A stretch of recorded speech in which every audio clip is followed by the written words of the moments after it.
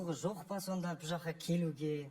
Ақыры екеуің сөйлеспей кетсеңдер деген нәрсе. Уже күдік пайда болды.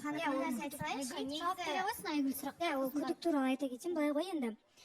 Сөйлеспейді емес, бірақ біз бүйтіп сөйлесіп, телефонмен каждый раз олай емес. Тек қана бала туралы тема екеумізде болатын. Звондайды, осылай не керек деген сияқты, қалай балалар деген сияқты, сол туралы ғана сөйлесеміз. И мен кеше таң қалғаным, не ағылшын дегенім, мен оның екінші әйелімен жаңағында ажырасқанын білмеппін. Естімеппін да ол туралы. Содан кейін, содан ақ белгілі деп ойлаймын, екеуміз онша араласпайтынымыз. Араласатын болсақ, мен оның ажырасқанын, қашан, қалай болған бәрін біліп отыратын едім ғой. Мен соған шок болып қалдым бір жағынан. Қалай ол деген сияқты. Либо әшейін бір эфирға шығу үшін келіп тұрма дегенде ой кетті да менде. Енді түсінбедім өзімде. Балсахан. Айнұр ойын аяқтап алсын. Негізі мен мына нәрсені байқадымшы, Айгүлге сұрақ қойсам да, Шерханға сұрақ қойсам да, өткен өмір жайлы осындай ой туындамады ма? Бұрынғы шаңырақтардың қайтадан көтерілген деген кезде екі тарапта да пауза болады, андай бір күрсініспен бастайды әңгімені. Әлі де бір қимастықтарым бар сияқты, білмеймін енді. Мен де пауза өзіме жауап бере кетейін.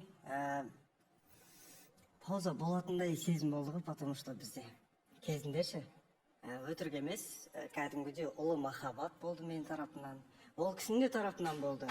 Бізде халық алдында еш жасырусыз болған нәрсе болғаннан кейін, бәрібір Ақбота деген ат ол менің түптің түбі, жүрегім түбінде жатады.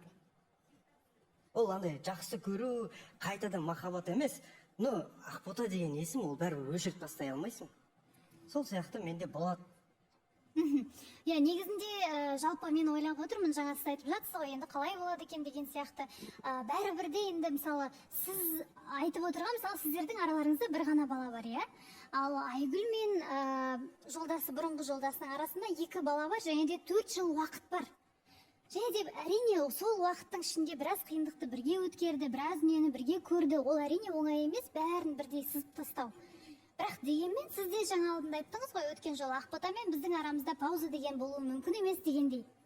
Есіңізде ме? Дәл сол секілді Айгүл де кеше келгеннен мен отырған жерде дәл осы жерге неге келді деген бір ең бірінші сұрақ осыда болған шығар деп ойладым мен, Айгүл, сіздің ойыңызда. Әрине ең бірінші сол сұрақ болды, неге именно деген сияқты ғой, осы жерге деп сондай ой болды бір жағынан. Просто былай ғой, еще андай ой болады адам миында. Әрине үлкен махаббат болды, мен оны жасырмаймын. 4 жыл бірге тұру деген оңай емес, ол негізінде. Махаббат та болды, бір жағынан ең соңына қарай ненависть те болып кетті да, екеуі қатар тұрды менде. Мен ол адамды жібергім де келген жоқ.